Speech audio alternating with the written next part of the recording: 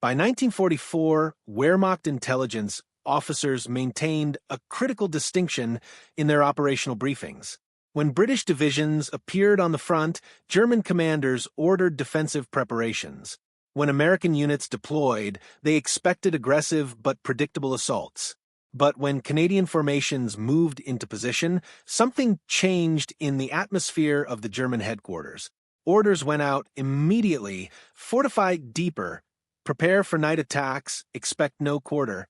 The Canadians were coming, and that meant something different, something more dangerous. Before we go deeper into how this distinction changed the European war forever, make sure to subscribe for more history that actually happened. The paradox embedded itself in every German after-action report from Normandy to the Rhine. Canadian divisions numbered only a fraction of Allied strength. They arrived with the same Lee-Enfield rifles, the same Churchill tanks, trained under identical British doctrine. Yet captured German documents revealed a pattern that Allied command could not ignore. When interrogated, Wehrmacht prisoners consistently ranked Canadian troops as the most aggressive, most relentless, most likely to fight through positions that would halt other Allied forces. German officers rotated units away from Canadian sectors to rest their men. The question persisted through every major operation from D-Day to victory. Why did an enemy renowned for its tactical sophistication fear troops from a nation of farmers and miners more than the industrial might of America or the centuries of British military tradition? The answer reaches back through two wars, through blood-soaked mud and tactical innovation that transformed how modern armies think about infantry combat.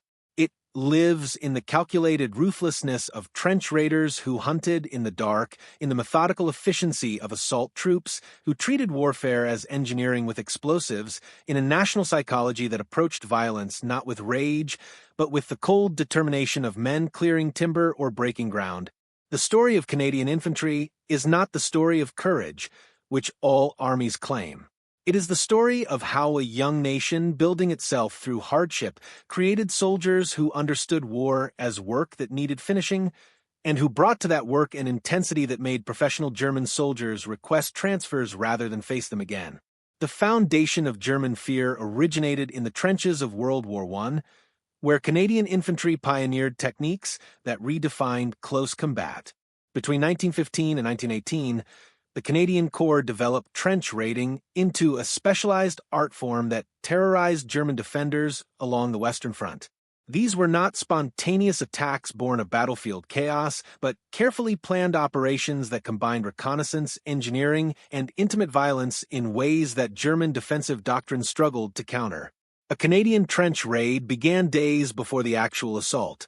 Scout teams, often working alone or in pairs, crawled through no man's land multiple nights consecutively, mapping German wire obstacles, identifying sentry positions, locating dugout entrances, and noting the timing of relief rotations.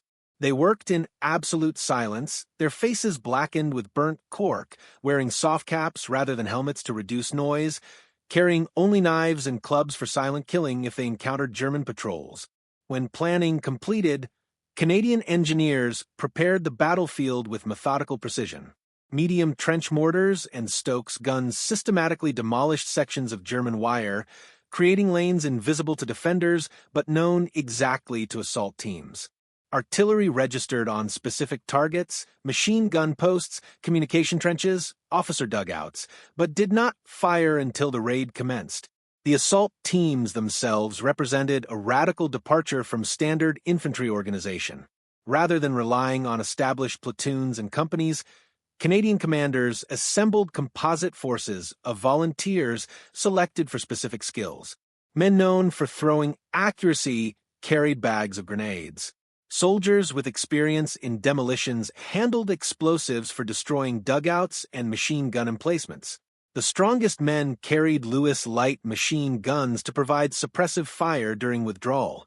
Officers and sergeants who had led previous raids commanded sections, their authority based on proven competence rather than formal rank structure.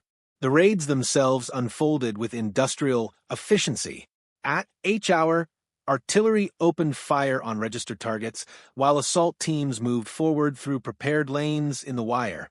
German sentries, If they survived the initial artillery barrage, faced men emerging from darkness with grenades already in hand. The preferred Canadian technique involved throwing multiple grenades in rapid succession.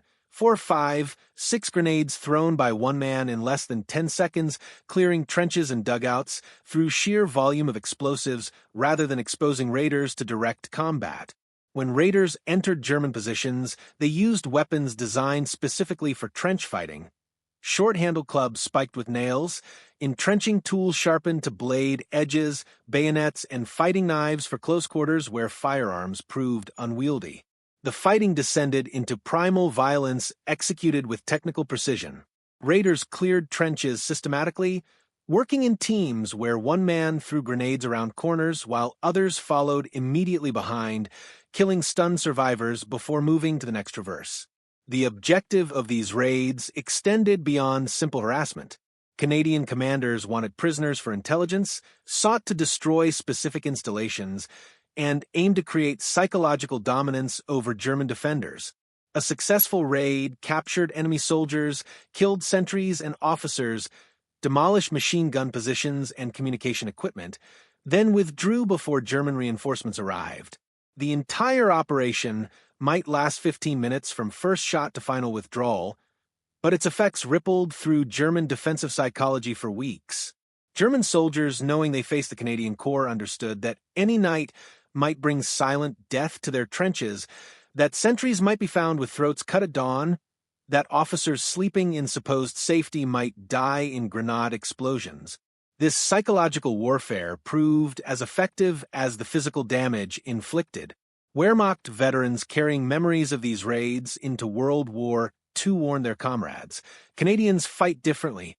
They come at night. They do not stop until you are dead, or they are."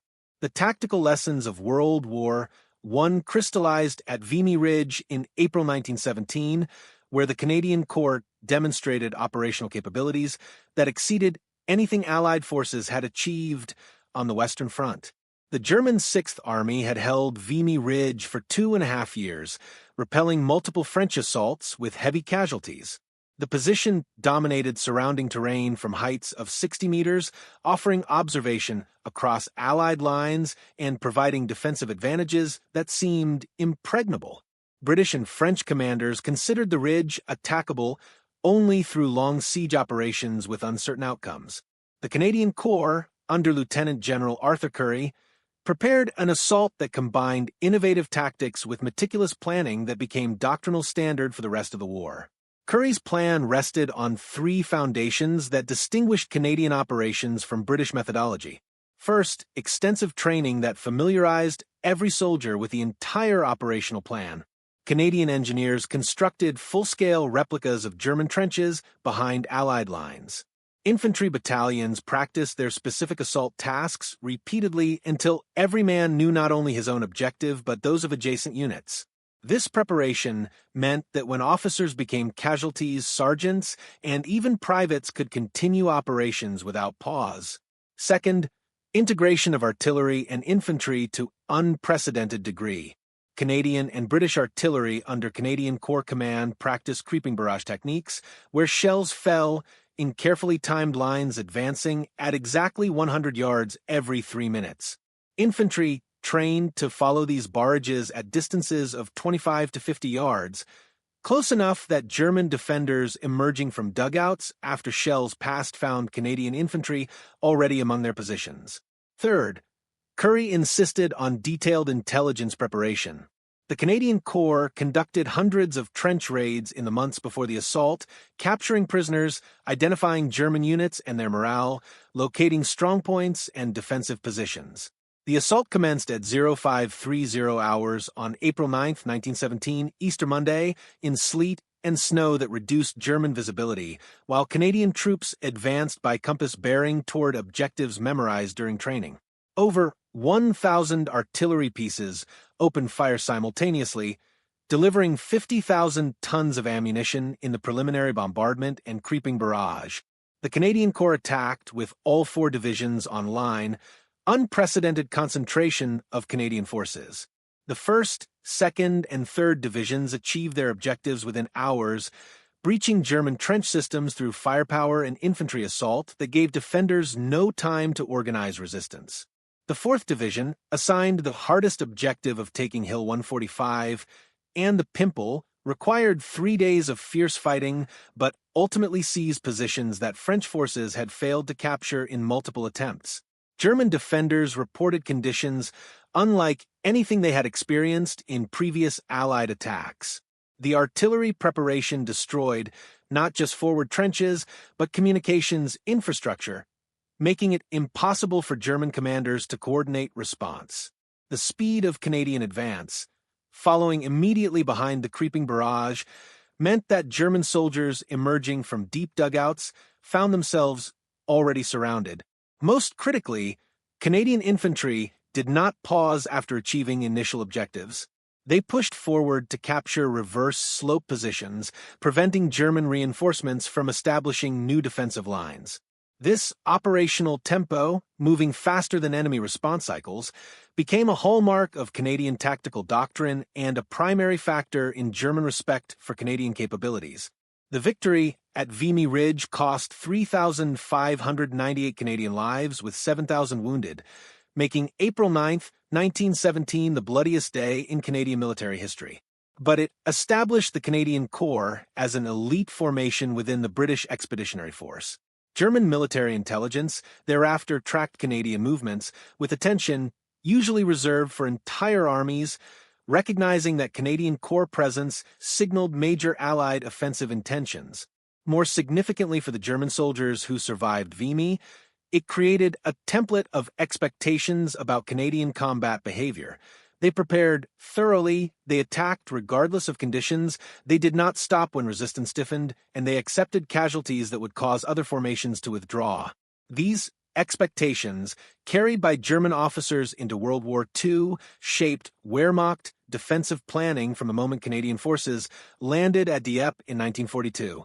Between the wars, Canadian military planners studied the lessons of 1914 to 1918 with particular attention to what made Canadian operations successful when British attacks of similar scale failed. The conclusion shaped training doctrine for the next conflict. Canadian forces succeeded not through superior equipment or numerical advantage, but through intensive preparation, aggressive execution, and decentralized initiative that allowed junior leaders to exploit tactical opportunities without waiting for orders from above. When Canada mobilized in September 1939, military architects designed training systems that deliberately cultivated these qualities in every infantry soldier regardless of rank or specialty. The training regime that produced World War II Canadian infantry began with basic training significantly longer than Allied equivalents.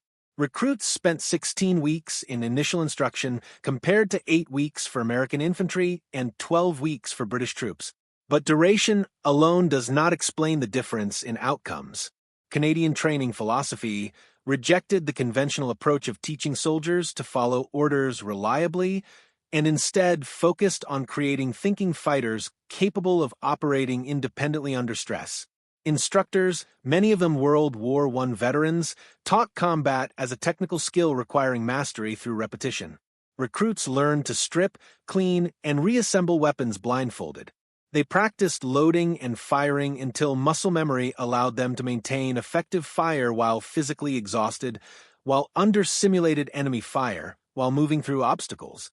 Standards for marksmanship exceeded British requirements. Every Canadian infantryman, qualified expert with his rifle, capable of hitting man-sized targets at 300 yards with iron sights, maintaining accuracy while in prone, kneeling, and standing positions. Physical conditioning programs prepared soldiers for combat under conditions that replicated battlefield stress. Route marches extended to 30 miles, carrying full combat loads of 60 pounds. Training schedules deliberately imposed sleep deprivation to teach soldiers to function effectively while exhausted. Combat assault courses required traversing obstacles while instructors fired live ammunition overhead, the crack of bullets passing close enough to be felt, forcing trainees to overcome instinctive fear while maintaining tactical movement. Hand-to-hand combat training emphasized lethal techniques rather than sport fighting. Instructors taught efficient methods for killing with bayonet, entrenching tool, knife, and bare hands. Trainees practiced these techniques against padded opponents until movements became reflex, until the act of closing with an enemy and killing him seemed no more exceptional than any other military skill. Battle drill, introduced in 1941 and expanded through 1942, represented the culmination of Canadian training philosophy. Battle drill taught small unit tactics through endless repetition of specific scenarios. A rifle section encountered an enemy position. The Bren gunner immediately went aground and opened suppressive fire. The rifle grenadier moved to flanking position and launched grenades. The section commander directed remaining riflemen in assault, approaching under cover of fire and smoke. The team moved through these actions without orders beyond initial contact report, every man executing his role automatically. Training repeated this sequence hundreds of times until sections functioned like single organisms, responding to tactical situations faster than enemy forces could react. The psychological dimension of battle drill exceeded its tactical utility. Canadian training deliberately cultivated what military psychologists call controlled aggression, the ability to move toward danger on command while maintaining tactical coherence. British training emphasized discipline and obedience, producing soldiers who followed orders reliably but sometimes froze when leadership casualties disrupted command structure. American training emphasized individual initiative and aggression, producing soldiers who fought effectively but sometimes lacked unit cohesion. Canadian training created infantry who functioned both as disciplined units and as collections of individually aggressive soldiers capable of independent action. This combination meant that Canadian sections continued attacking even when reduced to 3 or 4 men, when separated from their platoons, when any rational assessment suggested withdrawal. They kept fighting because training had embedded offensive action as instinctive response to enemy contact. The transition from training to combat came brutally at Dieppe on August 19, 1942. The raid on the French port involved 4,963 Canadian soldiers from the 2nd Canadian Infantry Division, approximately 1,000 British commandos, and 50 United States Rangers in what planners envisioned as a large-scale raid to test German coastal defenses and gather intelligence for future amphibious operations. The plan called for preliminary commando attacks on German coastal batteries, main assault by Canadian infantry and Churchill tanks across Dieppe beaches, rapid seizure of the port and surrounding area, capture of German prisoners and documents, then withdrawal by sea before German reinforcements arrived. The operation assumed surprise, relied on limited preliminary bombardment to preserve surprise, and scheduled assault for dawn when defenders might be least alert. Every assumption proved catastrophic. German defenders detected Allied naval forces during approach, alerting coastal garrisons before landings commenced. The Dieppe seafront, fronted by Pebble Beach and seawall, offered no cover and sat under direct observation from concrete fortifications housing machine guns and artillery. German defensive preparations included pre-registered fire coordinates covering every meter of beach and approaches. When Canadian troops landed beginning at 0450 hours, they entered a killing zone designed specifically to annihilate attackers. The Royal Regiment of Canada assaulted Blue Beach at Puys, east of Dieppe, under fire from cliff positions that enfiladed the entire landing zone. Within 10 minutes, half the regiment became casualties. Survivors who reached the seawall found themselves pinned, without cover, unable to advance or withdraw, waiting for evacuation that never came. By 0830 hours, when German forces accepted surrender, only 65 men of the 556 who landed remained unwounded. The main assault on red and white beaches directly fronting Dieppe proved even more catastrophic. The Essex Scottish Regiment and Royal Hamilton Light Infantry landed under fire so intense that many men died in landing craft before reaching shore. Those who made it to the beach encountered obstacles training had not prepared them for. The pebbles, each the size of a fist, made footing treacherous and prevented soldiers from digging in for cover. The seawall, higher than intelligence photographs suggested, blocked direct access to the town. German machine gunners in concrete emplacements along. The promenade had clear lines of fire across the entire beach. Canadian infantry, trained to close with the enemy aggressively, found that closing impossible. Men who moved died. Men who remained stationary died, more slowly. The only tactical question became whether to die attempting to advance or die waiting for extraction. What happened next defined Canadian infantry character in ways that shaped German perceptions for the remainder of the war. Pinned under fire that killed anyone who moved, taking casualties at rates that should have broken unit cohesion, Canadian soldiers continued attempting to execute their mission. Engineers tried to demolish obstacles despite having no cover and facing direct fire from 50 meters. Infantry sections used smoke grenades to create momentary concealment, then rushed forward 5 or 10 meters before smoke cleared and German fire cut them down. When the Calgary Regiment tanks finally rolled off landing craft, Canadian infantry immediately moved to support them despite the obvious futility of the gesture. The tanks, unable to cross the seawall or negotiate the Pebble Beach, became immobile targets. Canadian infantry, following tactical training that dictated supporting armor under all circumstances, died protecting vehicles that could provide neither fire support nor maneuver. German defenders, watching from positions of complete tactical advantage, recorded their observations in after-action reports that Allied intelligence later captured. A machine gunner from the 571st Infantry Regiment wrote, "The Canadians continued attacking when any soldier with sense would surrender or flee. They advanced across open beach under fire that killed them in groups.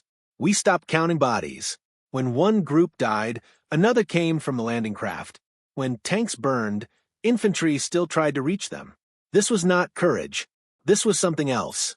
Madness perhaps, or training so thorough, they could not stop attacking, even when attacking meant certain death. Of the 4,963 Canadians who embarked for Dieppe, 3,367 became casualties, killed, wounded, or captured, representing a 68% loss rate. The operation achieved none of its objectives, revealed serious failures in Allied amphibious assault planning, and provided German propaganda with evidence of successful defense against Allied invasion. But within the Canadian Army and within German military intelligence, different lessons emerged. Canadian commanders recognized that their infantry, properly supported with artillery and engineering assets, could execute assaults that other Allied forces might not attempt. The willingness to continue attacking under catastrophic casualties was not a flaw to be corrected, but a characteristic to be employed strategically when operational situations justified the price. German intelligence officers noted the tactical behavior demonstrated at Dieppe and warned Wehrmacht units. Canadian forces do not behave rationally according to normal military calculation.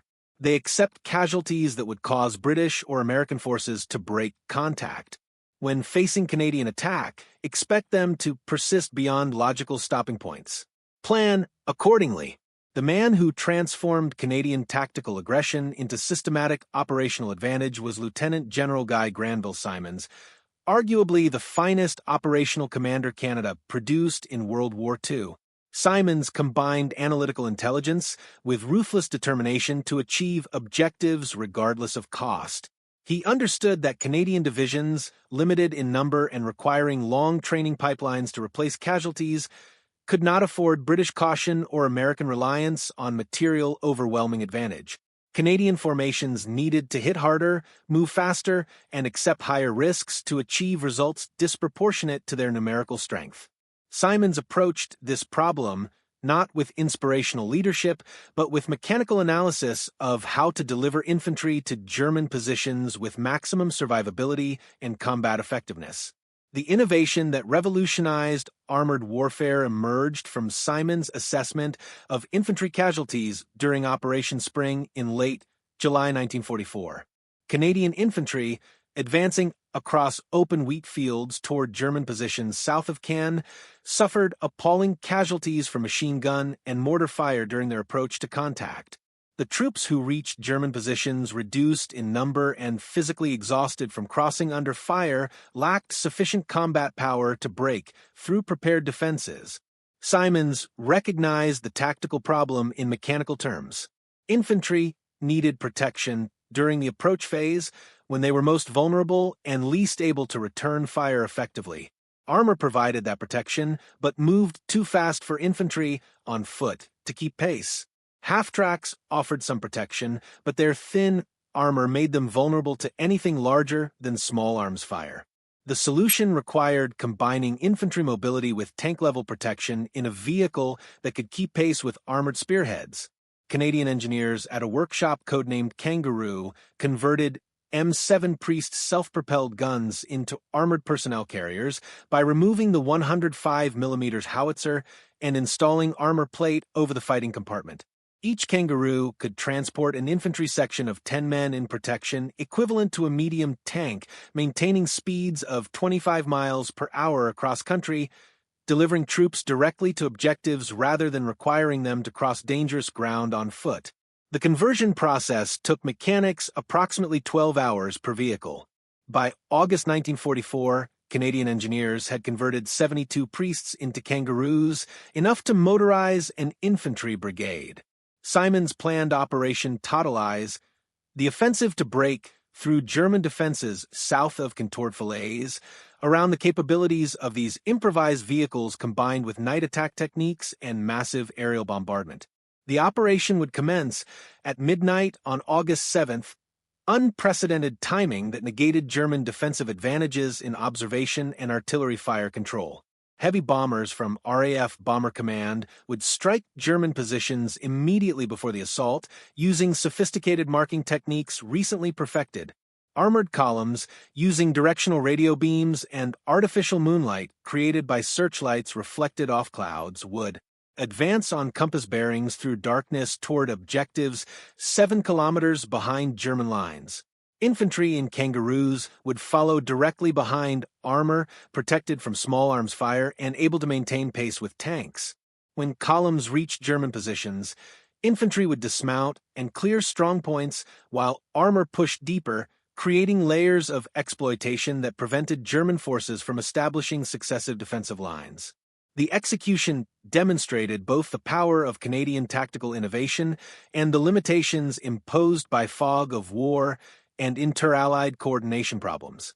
At 2,300 hours on August 7th, 1,020 RAF heavy bombers struck German positions south of Cannes with 5,462 tons of bombs.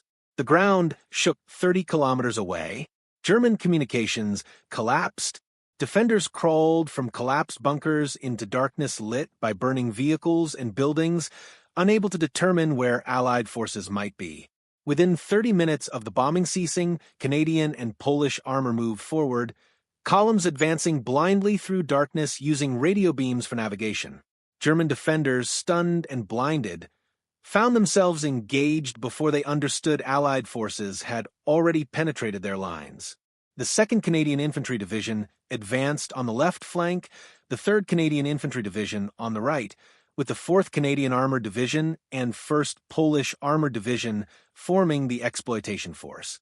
Infantry sections, arriving at German positions in Kangaroos after a protected ride rather than an exhausting advance under fire, dismounted and assaulted with energy that stunned defenders. German soldiers who survived the bombing and night advance reported that Canadian infantry seemed to appear from nowhere, already in assault formation, throwing grenades and firing automatic weapons before defenders could man fighting positions. The German 89th Infantry Division, defending the Cannes-Falaise highway, disintegrated within 6 hours. Forward positions collapsed under combined armor and infantry assault. Reserve battalions, moving forward to counterattack, found themselves overrun by Allied armor already kilometers behind the front line. By dawn on August 8th, Canadian spearheads had penetrated over 7 kilometers into German defenses that had resisted attack for 2 months. The tactical innovation of protected infantry mobility, combined with night attack that prevented German defensive fires from engaging advancing forces effectively, created a breakthrough that conventional daylight assault could not achieve. The exploitation phase stalled later on August 8 when American heavy bombers, attacking in support of the operation, dropped short and hit Canadian and Polish armor columns, causing significant casualties and disrupting momentum. But the tactical technique, delivering infantry to objectives in armored vehicles rather than forcing them to cross dangerous ground on foot, became standard practice for Canadian operations and was quickly adopted by British and American forces. German tactical responses to Canadian innovations revealed their assessment of the threat Canadian formations presented. Wehrmacht operational orders from August 1944 specified different defensive protocols for sectors facing Canadian versus British or American units. Against British attacks, German doctrine called for defense in depth with forward positions absorbing initial assault while reserves prepared counterattacks. Against American attacks, German commanders relied on mobile defense, allowing penetrations to occur, then counterattacking exposed flanks with panzer formations. Against Canadian attacks, orders specified maximum forward strength to prevent breakthrough, immediate company-level counterattacks to disrupt assault formations before they could consolidate, and priority allocation of artillery support. The defensive philosophy reflected battlefield experience. British attacks could be contained through positional defense. American attacks could be defeated through maneuver warfare. Canadian attacks required maximum resistance at the point of contact because once Canadian infantry established positions, they defended them with the same aggressiveness they demonstrated on offense, making counterattacks extremely costly.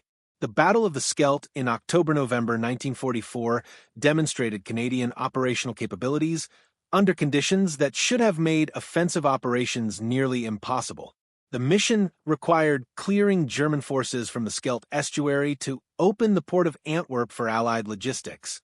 Montgomery's 21st Army Group had captured Antwerp in early September with its port facilities intact, but the approaches through the Scheldt remained in German hands.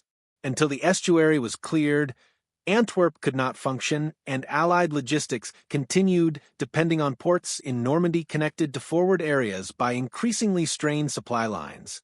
The 1st Canadian Army, under Lieutenant General Harry Crerar, received the mission. The terrain made the operation a nightmare of operational planning. The Scheldt estuary runs from Antwerp northwest to the North Sea, bordered by flooded polderland where the only dry ground consists of dikes barely wide enough for vehicles and scattered villages raised on ground above flood level. German defenders held both banks of the estuary with elements of the 15th Army that had escaped the Falaise pocket. These were veteran units, well-equipped and strongly motivated to hold positions that prevented Allied use of Antwerp. German engineers had flooded vast areas by demolishing dikes, creating an amphibious warfare environment where Allied armor could not maneuver and infantry advances were constrained to narrow causeways under observation from German positions.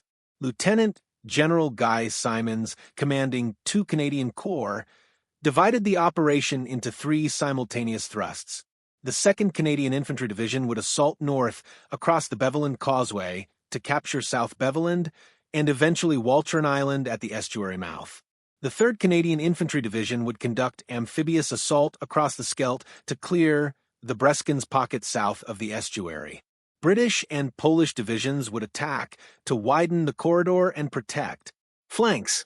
All 3 operations required infantry to attack through terrain that maximized defensive advantages and prevented effective use of armor or mechanized forces. The assault across the Beveland Causeway represented warfare from another era dropped in 1944. The causeway stretched 4 kilometers, a raised roadway barely 30 meters wide at its base, flanked by flooded polders providing no cover and no room for maneuver. German defenders held the far end with infantry positions dug into the causeway itself, supported by artillery positioned on South Beveland with clear observation of the entire causeway length. Every meter of the approach was pre-registered for artillery fire. Machine guns covered the roadway from positions on the causeway and from flank positions on the dry ground at the far end. Attacking across the causeway meant advancing in column through a killing zone with nowhere to take cover and no way to bypass strongpoints.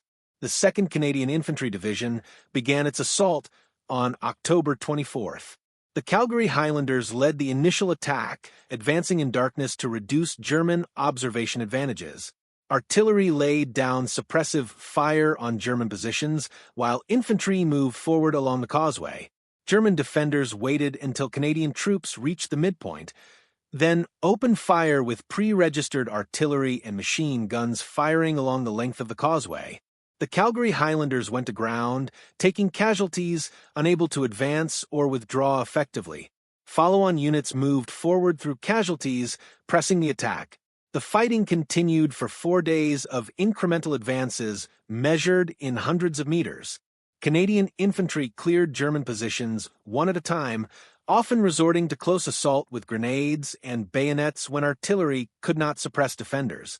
By October 27th, Canadian forces held the causeway and South Beveland at a cost approaching 20% casualties in the assault units. Simultaneously, the 3rd Canadian Infantry Division conducted amphibious operations in the Breskins Pocket. Troops of the 7th and 9th Infantry Brigades crossed the Scheldt in Buffalo and Weasel amphibious vehicles, supported by specialized armor and artillery fire. The landings achieved surprise, German defenders having expected Canadian forces to remain focused on the Beveland Causeway. Canadian infantry pushed inland from the beaches, encountering German resistance that quickly escalated into house-to-house fighting in fortified villages. The terrain, flooded polders interspersed with raised villages and isolated farmhouses, created hundreds of individual strongpoints that required separate assault operations. Canadian infantry developed clearing techniques through necessity. Assault sections would suppress a building with rifle and machine gun fire, throw grenades through windows and doors, then enter immediately behind the explosions. Engineers used explosive charges to blow holes through walls, allowing infantry to advance through buildings without exposing themselves in streets covered by German fire. The fighting in the Breskins Pocket continued through November, a grinding series of small unit actions that measured success by buildings captured and enemy positions eliminated. German defenders, recognizing the strategic importance of holding the Scheldt, fought for every village and farmhouse. The 64th Infantry Division, defending the pocket, reported to Wehrmacht headquarters that Canadian attacks continued regardless of casualties, that when one assault failed, another followed within hours from a different direction, that the sustained pressure prevented effective defense or withdrawal to successive positions. A German company commander captured in early November stated during interrogation, "We were told the Canadians would attack like the British, with preparation and method. They attacked like the Russians, continuous assault until they broke through. But they were not Russians. Their small unit tactics were excellent. They used cover effectively. When we stopped one attack, they tried another approach immediately. We could not rest or reorganize. The pressure was constant." By November 8th, 1st Canadian Army had cleared both banks of the Scheldt estuary at a cost of 6,367 Canadian casualties out of 20,873 total Allied losses. Allied minesweepers began clearing the estuary on November 4th. The first Allied convoy entered Antwerp on November 28th, restoring Allied logistics capacity and enabling the final offensives into Germany. The casualty rate, higher than British divisions in similar operations, significantly higher than American divisions attacking through more favorable terrain, reflected the fundamental difference in Canadian operational philosophy. British commanders aimed to achieve objectives while minimizing casualties, accepting slower operations to preserve force. American commanders accepted casualties as necessary but used overwhelming firepower to suppress resistance before infantry advanced. Canadian commanders calculated that achieving critical objectives quickly, even at high immediate casualty cost, produced better strategic outcomes than extended operations that allowed Germans to establish successive defensive positions. This philosophy meant that Canadian divisions fought at higher intensity for shorter durations, achieving breakthrough where other formations might conduct prolonged attrition battles. The relationship between Canadian forces and the Waffen-SS units they frequently engaged evolved into mutual savagery that exceeded normal battlefield violence. The 12th SS Panzer Division Hitlerjugend formed from 18-year-old Hitler Youth Volunteers led by Eastern Front veterans, deployed against Canadian forces immediately after D-Day. The division represented Nazi ideology in military form. Young men indoctrinated with racial superiority doctrines, trained to fanatical standards, believing themselves unbeatable. Their first encounters with Canadian infantry shattered these expectations and escalated into warfare that both sides prosecuted outside conventional rules of engagement.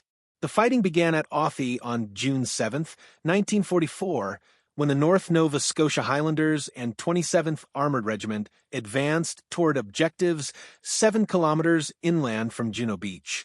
The 12th SS Panzer Division had moved into position during the night, preparing counterattack to drive Canadian forces back to the coast.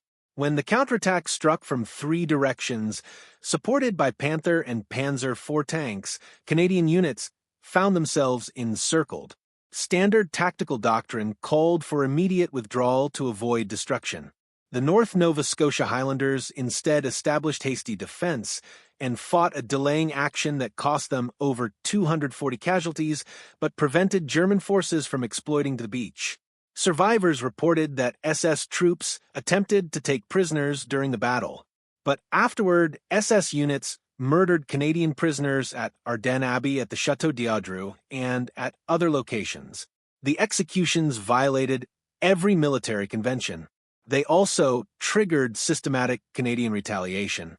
Canadian units, after discovering executed comrades, made policy decisions at battalion and brigade level. SS prisoners would not be processed through normal channels. When SS troops surrendered, Canadian infantry shot them. This was not individual revenge by angry soldiers, but deliberate policy implemented through chain of command. Company commanders told their platoons, "Take prisoners from Wehrmacht units for intelligence, eliminate SS." The policy spread through Canadian formations in Normandy. British and American units near Canadian sectors reported German soldiers identified as SS fleeing toward British or American positions rather than risk capture by Canadians. Wehrmacht intelligence officers documented the pattern and issued warnings to SS units that combat with Canadian formations would be Kampf bis zum Ende, fight to the end, because Canadians would not take SS prisoners. The 12th SS Division, which began the Normandy campaign with over 20,000 men, suffered catastrophic casualties, fighting primarily against Canadian forces in June and July 1944. By the end of July, the division had lost over 80% of its combat strength.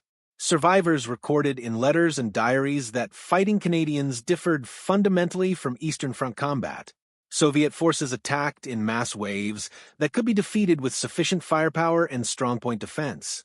Canadian forces attacked in smaller units, but with sophistication that found weaknesses in defensive positions, with artillery support that destroyed strongpoints, and with infantry that continued advancing through casualties that should have broken their formations.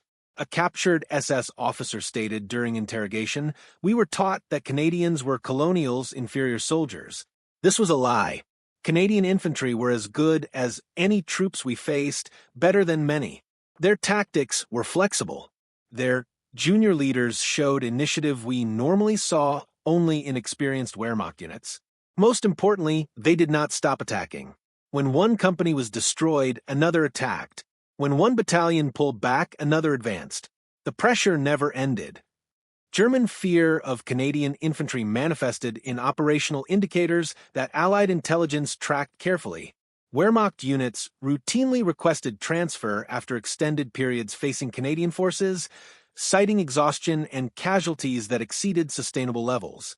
German defensive intelligence spending on identifying Canadian unit locations exceeded resources devoted to tracking larger American formations. When Canadian divisions redeployed between sectors, German commanders receiving intelligence of their arrival immediately requested reinforcement and priority artillery allocation. These behaviors indicated not respect for a worthy opponent, but something closer to dread of an enemy whose tactics seemed designed to maximize German casualties rather than merely achieving territorial objectives. The statistical reality underlying German perceptions appears in casualty analysis conducted by Allied operational research sections. From D-Day through VE Day, Canadian infantry divisions suffered higher casualty rates than equivalent British or American divisions operating in the same theater. The 3rd Canadian Infantry Division, which landed on Juno Beach and fought continuously until German surrender, took casualties equivalent to 176% of its infantry strength.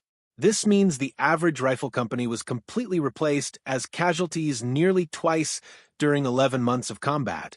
The 2nd Canadian Infantry Division, entering combat during Operation Totalize, suffered casualties equivalent to 149% of infantry strength in 9 months of operations. For comparison, British infantry divisions in Northwest Europe averaged 123% casualty rates. American infantry divisions averaged 109%. These casualty rates did not indicate tactical incompetence or wasteful employment of troops. Analysis of ground gained, objectives achieved, and enemy forces destroyed per unit time showed Canadian divisions consistently outperformed British and American equivalents in mission accomplishment. The explanation lay in operational tempo. Canadian formations attacked more frequently, pressed assaults to completion rather than breaking contact to reorganize, and accepted tactical risks that British commanders considered unacceptable and American commanders often avoided through firepower substitution. The result was shortened campaign timelines and deeper penetrations, but at higher immediate human cost. German intelligence assessments from autumn 1944 confirmed this analysis from the defender's perspective. Wehrmacht operational summaries consistently identified Canadian formations as Schwerpunkt threats, main effort elements requiring immediate attention and maximum resource commitment. When Canadian divisions moved between sectors, German intelligence tracked their redeployment with urgency normally reserved for entire army groups. Individual German division commanders wrote after-action reports specifying the tactical differences when facing Canadian versus other Allied forces. A report from the 346th Infantry Division, engaged against Canadian forces near Cannes, stated, Canadian divisions attack with preparations similar to British forces, but with execution speed closer to American operations.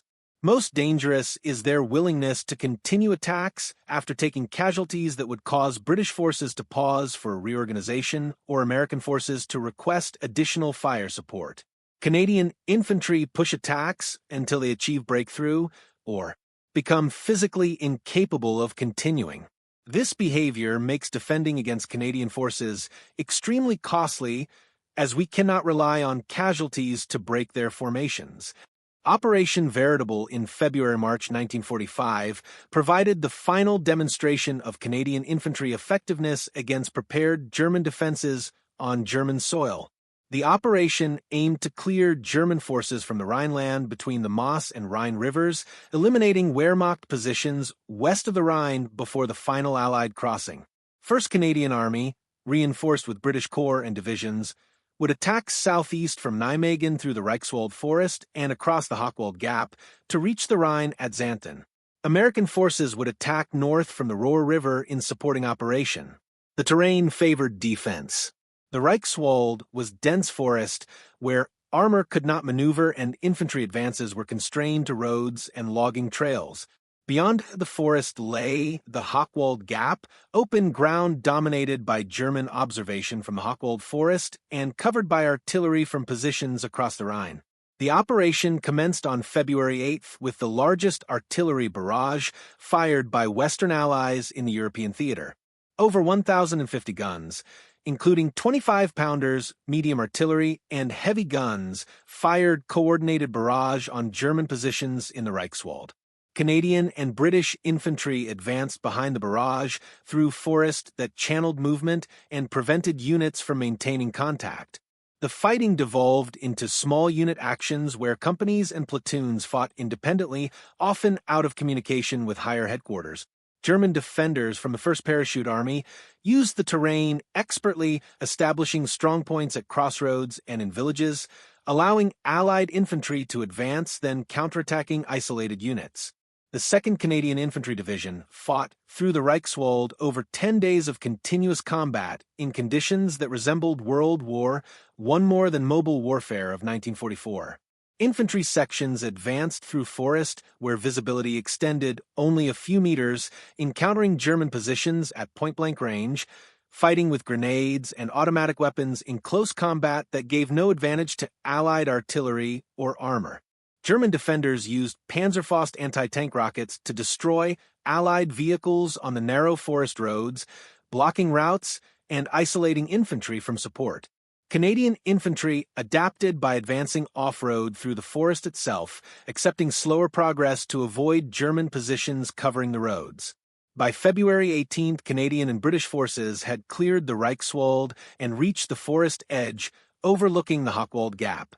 The assault through the Hochwald Gap represented the operation's decisive phase. The gap formed a 3-kilometer open area between the Reichswald and Hochwald forests, rising ground that German artillery from across the Rhine could observe and target. German defenders held the gap with infantry supported by anti-tank guns and artillery that covered every approach. The 4th Canadian Armored Division and 2nd Canadian Infantry Division received mission to break through the gap and capture Xanten on the Rhine. The assault began February 26th with Canadian infantry advancing across open ground under artillery fire reminiscent of World War I. German defenders allowed Canadian forces to enter the gap, then opened fire from positions in the Hochwald Forest and from artillery across the Rhine. Canadian infantry went aground, taking casualties, but continued moving forward. Armor, attempting to support the advance, encountered anti-tank positions that destroyed lead vehicles, blocking routes for follow-on forces. The fighting continued for 5 days of attacks and counterattacks over ground that changed hands multiple times. Canadian infantry captured positions in daylight, only to lose them to German counterattacks at night, then recaptured them the following morning. The casualty rate approached World War I levels, both sides feeding in reinforcements to maintain pressure. German reports from the battle described Canadian infantry behavior that confirmed their established reputation. One German battalion commander reported, "The Canadians continue attacking after suffering casualties that should halt offensive operations. When we destroy first assault waves, second waves attack from the same positions, using the same approaches. This is either foolish or indicates complete confidence that sustained pressure will eventually break our defense. Given our casualties, I assess the latter. Request permission to withdraw before division becomes completely destroyed. The advance through the Hochwald Gap demonstrated both the strengths and limitations of Canadian operational approach. The willingness to accept casualties in pursuit of objectives achieved breakthrough where more cautious operations might have stalled. But the human cost, 5,304 Canadian casualties, out of 15,634 total Allied losses during Operation Veritable, approached the limits of sustainable replacement. Canadian infantry battalions by early 1945 were increasingly composed of hastily trained replacements rather than the thoroughly prepared soldiers who had landed at Normandy. Unit cohesion and tactical effectiveness, while still superior to most Allied formations, showed signs of degradation as experienced non-commissioned officers and junior officers became casualties faster than the Canadian training system could replace them with equivalently qualified personnel. The final Canadian operations through March and April 1945 saw Wehrmacht resistance collapse with unexpected rapidity.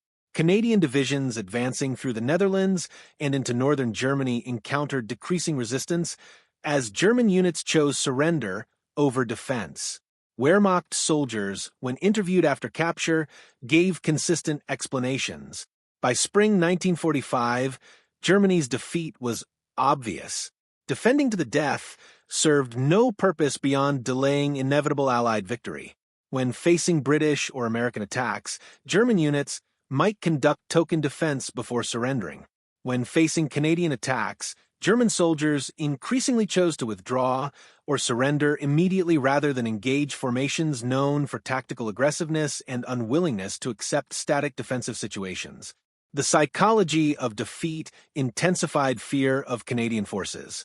German Soldiers who might defend reasonably against British or Americans saw no point in facing Canadians whose reputation suggested they would continue attacking until either they or the defenders were dead. The German fear of Canadian infantry thus rested on verified battlefield performance rather than propaganda. German soldiers feared Canadian troops because experience taught them that Canadian formations behaved differently from other Allied forces. They attacked more frequently, pressed attacks longer, and accepted casualties that should have caused unit cohesion to break. They demonstrated tactical competence at small unit level that exceeded most Allied formations and matched or exceeded Wehrmacht standards. They employed innovations like the Kangaroo armored personnel carrier that reduced Canadian casualties while increasing infantry combat effectiveness. They integrated infantry and artillery with precision that created creeping barrages, allowing infantry to assault under protective fires. Most importantly, from German perspective, Canadian infantry simply did not stop attacking. British infantry could be halted by sufficiently strong defense. American infantry could be delayed until firepower support mobilized. Canadian infantry continued attacking until they achieved objectives or physically could not continue. This effectiveness emerged from conscious decisions about training intensity, tactical doctrine, and operational employment. Canadian military leadership, lacking resources for mass armies or overwhelming technological advantage, chose to invest in unit quality and tactical aggression. They trained infantry longer and more thoroughly than Allied counterparts. They taught tactics emphasizing speed and violence of action over methodical preparation. They selected commanders willing to accept casualties in pursuit of operational objectives that altered strategic situations. They created military culture viewing combat as skilled work requiring technical expertise and moral courage to continue under conditions that would break less prepared formations. The human cost of this approach remains the essential context.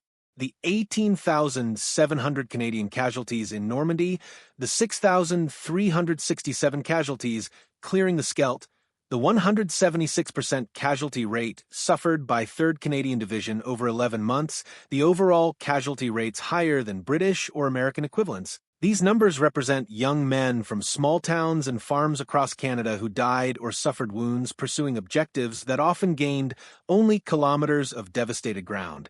The military effectiveness that earned German fear and respect came at prices paid in families that lost sons and brothers, men who survived with wounds physical and psychological that marked them permanently. The tactical excellence was real. The operational results were significant, but they were purchased with Canadian lives at rates that approached the limits of national sustainability.